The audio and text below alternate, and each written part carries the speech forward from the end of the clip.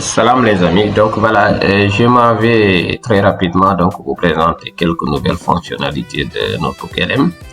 On verra maintenant avec Notebook LM qu'on peut utiliser une fonctionnalité de deep research. Donc, bon, c'est-à-dire que ne peut rien savoir sur un sujet et demander à Notebook de faire le travail. Et Notebook va nous chercher évidemment les documents cette fois-ci.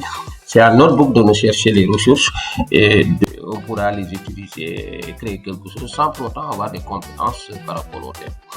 Voilà. On verra aussi qu'avec Notebook maintenant, il y a la possibilité donc de créer des présentations avec en les convertissant en version PowerPoint. À l'époque, ce n'était pas possible. La conversion n'était possible qu'en PDF.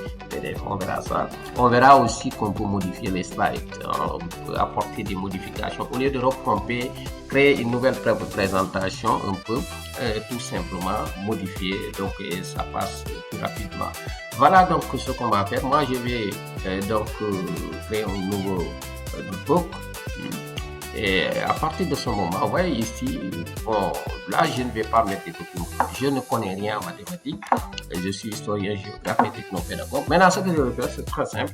Je vais cliquer ici sur parce que je cherche. Donc, vous voyez des recherches. C'est là où je vais cliquer. Et je vais laisser Notebook faire le travail. Je vais mettre mon sujet. Dans mon sujet, peut-être ce sont les suites numériques. Je vais faire le travail. Je vais laisser Notebook donc faire la recherche. Vous voyez, donc en attendant, je peux changer. Je peux mettre le titre. Le titre, c'est tout simplement les suites numériques. Voilà, donc j'ai mis le titre. Et maintenant, Notebook est en train de faire son travail. Il est en train de faire son travail. Ouais, donc il est en train de me chercher des sources, des documents, voilà, des documents pertinents ayant un rapport avec cette leçon.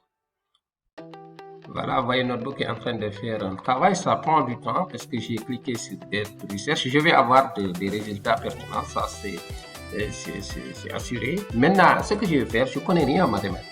Je vais partir dans ChatGPT. Je pars dans ChatGPT. Je vais lui demander de me faire un plan. Donc, je vais donc demander à ChatGPT de me faire un plan de l'étude des suites numériques niveau terminal.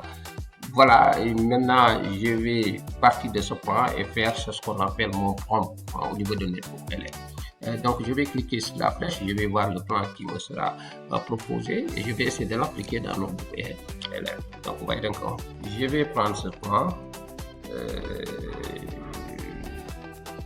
Voilà, je pense que c'est bon. Je vais conserver ce plan. Je vais conserver ce plan que je vais copier, je vais mettre quelque part.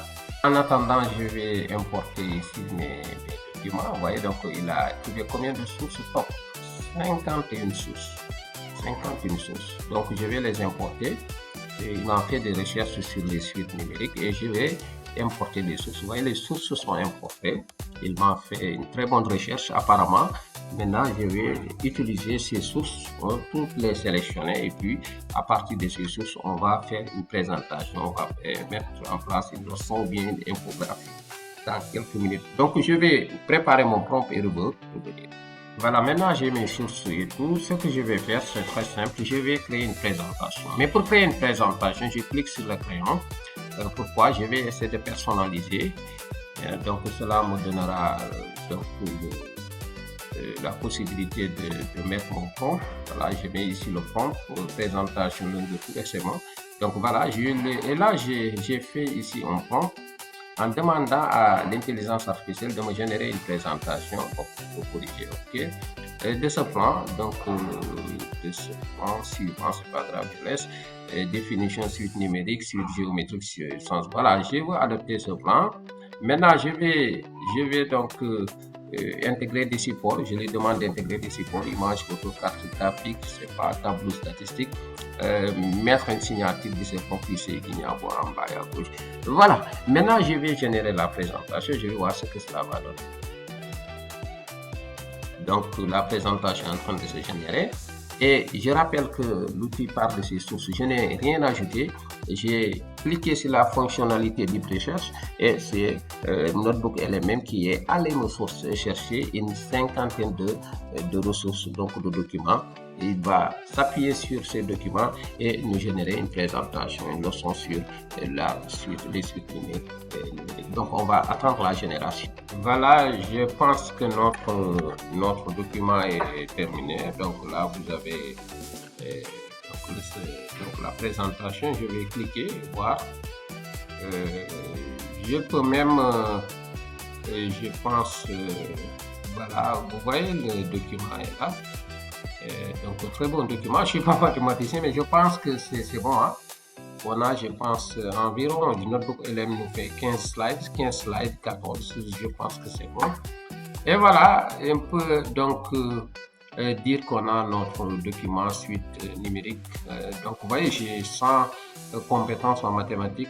Grâce à l'intelligence artificielle, j'ai généré une leçon de suite numérique. Je vais essayer de télécharger la leçon. Vous voyez, donc, quand vous cliquez, vous pouvez télécharger en tant que document PDF. C'était la seule façon qui existait avant. Maintenant, on peut télécharger en tant que document PowerPoint. Je vais cliquer sur PowerPoint et vous verrez qu'on a cette possibilité voilà, de mettre ça en diapositive. Hein. Je vais donc voilà, j'ai téléchargé. Le téléchargement c'est déjà fait. C'est vrai que mon webcam ne marche plus, mais c'est pas grave. Donc là, je vais laisser le téléchargement c'est généré. Voilà, vous voyez, donc c'est très pratique. Et là, je vais activer modification.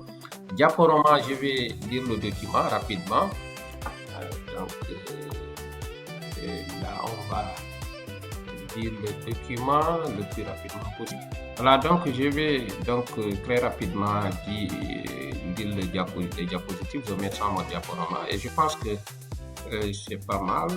Voilà, vous voyez, analyse dynamique des suites numériques, donc avec des images à l'appui qui facilitent la compréhension. Vous voyez, donc là, je vais déplacer mon webcam ici pour que les gens puissent vraiment voir et vraiment se rendre compte que donc il y a quand même voilà, vous voyez, je clique encore. C'est vraiment bon, bluffant, je pense. Voilà, donc notebook LM a généré un truc vraiment bluffant sur ce qu'on appelle les suites numériques. Donc voilà ce que j'avais à montrer par rapport aux suites numériques, à la présentation. Maintenant, je vais aussi, on a cette possibilité de modifier les diapositives. On peut modifier, vouloir apporter des modifications sur un slide. Je vais cliquer d'abord sur modifier. Je veux apporter peut-être par exemple un slide. Je mets tout simplement enlève le titre en gras. Bon voilà, je vais lui demander enlève le titre en gras. C'est une façon de vous expliquer qu'il y a une possibilité de modifier, enlève le titre en gras. Donc il va en tenir compte, il va nous enlever le titre en gras. Bon, là je vais modifier ça, peut-être analyse dynamique. Je peux même mettre analyse dynamique des suites numériques pour être plus précis. Je vais lui demander de modifier ça. Je clique sur générer. Il va me générer une nouvelle présentation, mais plus rapidement que si je reprends tout. On va voir ce que cela va donner. Voilà, très rapidement, Notebook LM a généré une nouvelle présentation. Je vais voir s'il a tenu compte de la modification.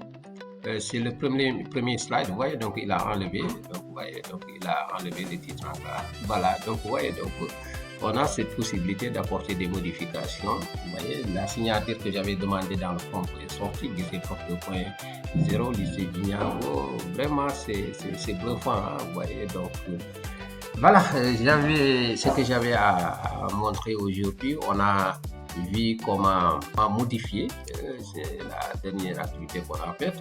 On a vu aussi comment transformer, comment générer une présentation et la convertir, la télécharger donc en mode PowerPoint. C'était pas possible il y a quelques temps.